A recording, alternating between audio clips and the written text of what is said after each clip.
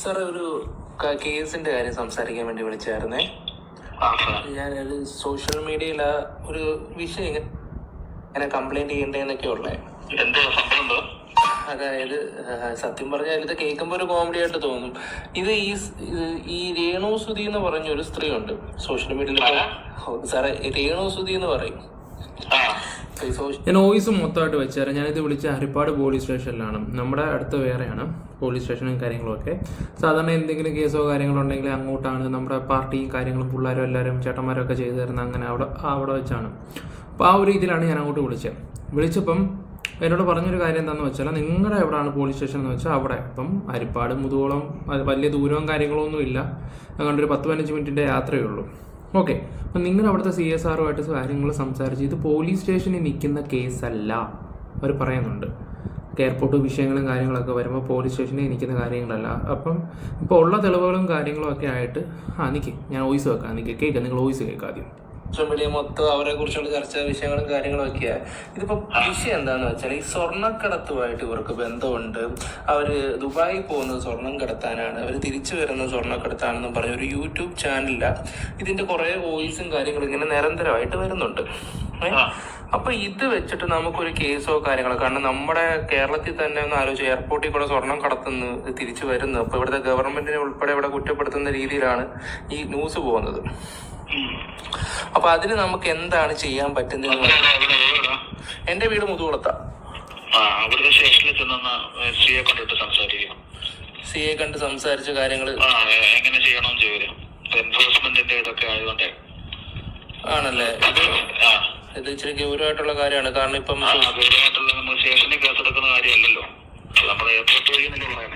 Airport വഴി സ്റ്റേഷനിൽ case എടുക്കുന്ന കാര്യമല്ലല്ലോ, എയർപോർട്ടിൻ്റെ കാര്യങ്ങളൊക്കെ ആകുമ്പം. അപ്പോൾ ഒന്ന് ആലോചിച്ച് നോക്ക്.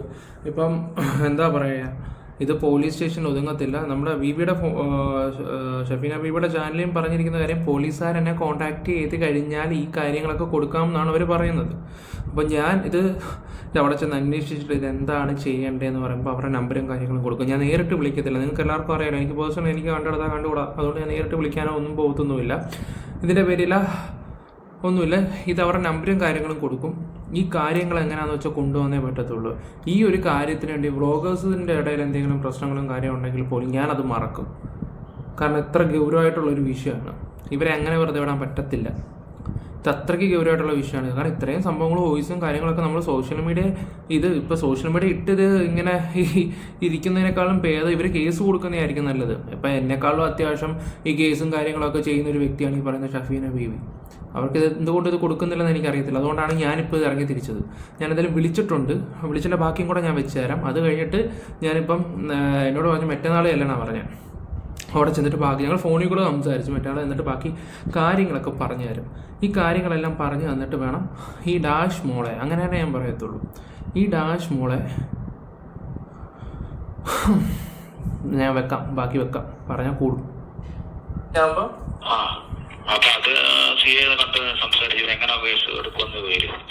നമ്മളിവിടെ കനവക്കുന്നാണ്. ഞാൻ അങ്ങോട്ട്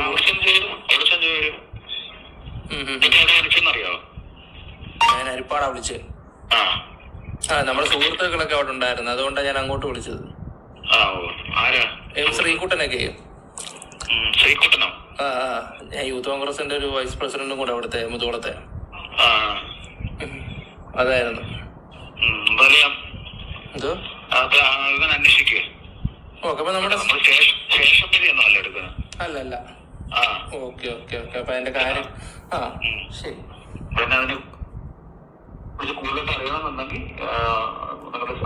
ഓക്കെ, അപ്പം നമ്മുടെ സ്റ്റേഷനിൽ ഓൾറെഡി പറഞ്ഞപ്പോൾ 2 ദിവസം കഴിഞ്ഞ് എല്ലാം പറഞ്ഞിട്ടുണ്ട്. അത് നമ്മുടെ കൂട്ടിലെ നമ്മുടെ വേണ്ടപ്പെട്ട സ്ഥലങ്ങളൊക്കെ തന്നെ. അവിടെ ചെന്നിട്ട് ഇപ്പോഴത്തെ CIT ഈ കാര്യങ്ങളൊക്കെ സംസാരിച്ച് അതിൻ്റെ ഡീറ്റെയിൽ മൊത്തം എടുക്കാം. മറ്റേതാകുമ്പോൾ എനിക്ക് പാർട്ടിപരമായിട്ടുള്ള കാര്യങ്ങളൊക്കെ ഫാസ്റ്റ് ആക്കാൻ പറ്റും. ഇതവിടെ ചെന്നിട്ട് ഏത് രീതിയിൽ പോകണമെന്ന് പറഞ്ഞാൽ ആ രീതിയിലാണ്. അങ്ങനെ ആകുമ്പോൾ എന്തൊക്കെ വന്നാലും ഈ പറയുന്ന വ്യക്തികൾ സഹകരിച്ചേ പറ്റത്തുള്ളൂ. ഈ വന്ന വോയിസ് ആകുമ്പം അത് കറക്റ്റ് ഇൻഫർമേഷനും കാര്യങ്ങളും കൊടുക്കണം. ഈ വോയിസ് ആരാണ് തന്നതെന്ന് വെച്ചാൽ ആ വ്യക്തിൻ്റെ ചിലപ്പോൾ കോൺടാക്ട് നമ്പറോ കാര്യങ്ങൾ കൊടുക്കും. ഇത് അറിയാലോ, എയർപോർട്ട് വിഷയമൊക്കെ ആകുമ്പോൾ വേറെ രീതിയിൽ പോകും. അവിടുത്തെ കസ്റ്റംസ് ഓഫീസർ അവരും ഇതുപോലുള്ള കൈക്കൂലിയും കാര്യങ്ങളൊക്കെ മേടിക്കുന്നുള്ള രീതിയിൽ ആ വീഡിയോ പറയുകയൊക്കെ ചെയ്തത്. അപ്പം അങ്ങനെ ആകുമ്പോൾ ഗൗരവമുള്ള കേസ് കേട്ടാണ്. അപ്പോൾ ഇതെല്ലാം പുറത്ത് കൊണ്ടുവരേണ്ടതാണ്. ഈ ഒരു കാര്യത്തിൽ ഞാൻ സ്ട്രോങ് ആയിട്ട് തന്നെ നിൽക്കും. എനിക്ക് പേടിക്കേണ്ട ആവശ്യമില്ല, ഒരു ആവശ്യമില്ല. അതുകൊണ്ട് ഈ ഒരു കേസ് കേട്ടില്ല, നല്ല സ്ട്രോങ് ആയിട്ട് ഞാൻ നിൽക്കും. കൂടേണ്ടവർക്കൊക്കെ കൂടാം, അല്ലാത്തവർക്കൊക്കെ ഇട്ടിട്ട് പോകാം. ഓക്കെ, എന്തായാലും നാളെയും മറ്റന്നാളെ കഴിഞ്ഞിട്ട്. ഒന്നാമത്തെ കാര്യം, എനിക്ക് ഇറങ്ങാൻ പറ്റാത്തൊരു സിറ്റുവേഷനാണ്. പോവുകയാണെങ്കിൽ ഞാൻ വൈകിട്ട് വല്ലതും പോകത്തുള്ളൂ. എൻ്റെ ഹെയർ ട്രാൻസ്പ്ലാന്റേഷൻ ചെയ്തുകൊണ്ട് ബുദ്ധിമുട്ടാണ്. എനിക്ക് പറയുന്ന വെയിൽ കൊള്ളാനോ ഒന്നും പറ്റത്തൊന്നുമില്ല. എനിക്കിങ്ങനെ റൂമിൽ തന്നെ ഇങ്ങനെ ഇരിക്കാനേ പറ്റത്തുള്ളൂ. അപ്പം അതവിടെ പോകണം. പിന്നെ അതുപോലെ തന്നെ ഇവരുടെ കാര്യങ്ങൾ, ഇതിങ്ങനെ കുറേ സംഭവങ്ങളും കാര്യങ്ങളും അവിടെ ഉണ്ടെങ്കിൽ ഇവരെ തൂക്കിയേ പറ്റത്തുള്ളൂ. ഇതിപ്പം ഞാൻ എൻ്റെ വീഡിയോയിലൊക്കെ ആദ്യം വന്ന് പറഞ്ഞിട്ടുള്ള കാര്യങ്ങളൊക്കെ വെച്ച് ഇവരെ കൊണ്ട് അതിന് താങ്ങുമോ, അതിനുള്ള ഹെൽപ്പ് ഉണ്ടോ എന്നാണ് ഞാൻ വിചാരിച്ചത്. ഓക്കെ, ഇപ്പം മെയിനായിട്ട് പിന്നെ ഒരു കാര്യം കൂടെ, നമ്മുടെ വേറൊരു ചാനലിനകത്ത് ഷഫീനയുടെ പുള്ളിയുടെ പേര് ഞാനങ്ങ് മറന്നുപോയി. പുള്ളിക്കാരനും പറഞ്ഞിട്ടുണ്ടായിരുന്നു ഈ ഡബിൾ മീനിങ്ങും ട്രിപ്പിൾ മീനിങ്ങിൻ്റെ കാര്യത്തിന് വേണ്ടി ഈ അടുത്ത സമയത്ത് കൊണ്ട് കേസും കാര്യങ്ങളൊക്കെ കൊടുത്തിട്ടുണ്ടായിരുന്നല്ലോ. എന്തുകൊണ്ട് നിങ്ങൾ ഇതൊന്നും ചെയ്യുന്നില്ലെന്നാണ് ഞാൻ ആലോചിക്കുന്നത്. നിങ്ങളൊക്കെയാണ് ഇതിൻ്റെ കേസൊക്കെ കൊടുക്കുമ്പോൾ ഇങ്ങനെയുള്ള കാര്യങ്ങളൊക്കെ കൊണ്ട് ആദ്യം പോകേണ്ടതായിരുന്നു സ്റ്റേഷനില്ല. ഇത് ആർക്കും പോകാൻ വയ്യ. ഇതിപ്പോൾ പോലീസ് അവരെ കോണ്ടാക്ട് ചെയ്യുന്നുള്ള രീതിയിലാണ് പറയുന്നത്. എന്തുകൊണ്ട് പോകുന്നില്ല? ഈ സ്ത്രീയെ വെറുതെ വിടാൻ പറ്റത്തില്ല, പറ്റത്തില്ല. പിന്നെ ചില കാര്യത്തിൽ എനിക്ക് ചില വിഷയങ്ങളിലൊക്കെ ഒന്ന് രണ്ട് കാര്യത്തിൽ ന്യായം തോന്നിയിട്ടുണ്ടായിരുന്നു. ഞാൻ എൻ്റെ സ്വഭാവം അങ്ങനെ ഉള്ള പോലെ തുറന്നടിച്ച് പറയും. കാരണം ഇവരെന്തായാലും ഫ്രോഡാണെന്ന് നമ്മൾ തെളിയിച്ച കാര്യങ്ങളാണ്. ആ കൂട്ടത്തിൽ വേറൊരു ഫ്രോഡ് രക്ഷപ്പെടരുതെന്ന് കരുതിയിട്ടാണ് അവരെയും കൂടെ കൊണ്ടുപോകാൻ നോക്കിയപ്പോൾ ആ സമയത്ത് നിങ്ങൾ എന്നെ കുറ്റപ്പെടുത്തി. ഓക്കെ, അത് കാര്യമൊന്നുമില്ല. ഇതെങ്ങനെയെങ്കിലും പൊളിച്ചടുക്കി കഴിഞ്ഞാൽ ഇവിടെ വീട്ടിലിരുത്താം. ഒന്ന് ആലോചിച്ച് നോക്കിയാൽ പ്രൊമോഷൻ്റെ പേരും പറഞ്ഞ് ദുബായിലും അവിടെയൊക്കെ പോകുന്ന ഓരോ തോന്നിവാസങ്ങൾ. പിന്നെ അതുപോലെ തന്നെ ഞാൻ അതുലിനെ വിളിച്ചു. അതുലിൻ്റെ വീഡിയോ ഞാൻ കണ്ടതായിരുന്നു. അതുലിനെ വിളിച്ച് കാര്യങ്ങൾ ഞാൻ വിശദമായിട്ട് മനസ്സിലാക്കി കൊടുത്തിട്ട് ഇനി ഒന്ന് ആലോചിച്ച് നോക്ക്, ഈ പറയുന്ന വ്യക്തി പറയുന്ന കറക്റ്റാണെങ്കിലോ. അപ്പോൾ അവൻ്റേതായിട്ടുള്ള കുറേ കാര്യങ്ങളൊക്കെ സംസാരിച്ച് ആദ്യം വോയിസ് കൊണ്ടുവന്നടാ, രണ്ടാമത് കൊണ്ടുവരുമ്പം നീ ഒന്ന് ആലോചിച്ച് നോക്കൂ. ഒരു മോശപ്പെട്ട ഒരു സ്ത്രീ വന്നിട്ട് ഇവരെക്കുറിച്ച് പറയാൻ പോകുന്ന ആലോചിച്ച് നോക്കി. പിന്നെ എങ്ങാണ്ട് അവൻ്റെ ഒരു ഫ്രണ്ട് അങ്ങാണ്ട് ഈ പറയുന്ന തൊട്ട് ബെഹറിലെങ്ങാണ്ട് പോയിട്ടുണ്ടായിരുന്നു. ഈ ബെഹറിൽ നിന്ന് അങ്ങാണ്ട് ഒരു ഫ്രണ്ട് വിളിച്ചവനെ. വിളിച്ച സമയത്ത് ഈ രേണുവിനെ കൊണ്ടുപോയൊരു വ്യക്തിയുണ്ട്. ആ വ്യക്തിയെ ഈ ഫ്രണ്ടിന് അറിയാം. അയാളൊരു ഡീസൻ്റ് മനുഷ്യനാണ്, അയാൾ മാന്യമായിട്ട് ചെയ്യുന്നത്. പിന്നെ ഇവരെ രേണുവിൻ്റെ ഫെയിം കണ്ടിട്ടാണ് കൊണ്ടുപോയെന്നാണ് പറയുന്നത്. രേണുവിൻ്റെ ഫെയിം കണ്ടിട്ടാണ് വിളിച്ചു വരുത്തിയതും. അയാൾ അത്ര കുഴപ്പക്കാരനൊന്നും അല്ലടാ എന്ന് എന്നോട് പറയുകയും ചെയ്തു. ഞാൻ പറഞ്ഞു ഓക്കെ, അത് ബെഹറിലെ കാര്യം, അതങ്ങനെ ആയിരിക്കാം. ഇത് ദുബായ് കേസ് കേട്ടല്ലേ എന്ന് ചോദിച്ചു. അതെനിക്കറിയത്തില്ല. ബെഹറിലെ കാര്യങ്ങളൊക്കെ വെച്ച് നോക്കുമ്പം ഇവർ എന്താ പറയണ്ടത്, ഇതെല്ലാം കൂടെ അവരുടെ തലയെ വെച്ച് കൊടുത്തിട്ട് രക്ഷപ്പെടാൻ പോകുന്നുള്ള രീതിയിലാണ് അവൻ സംസാരിച്ചത്.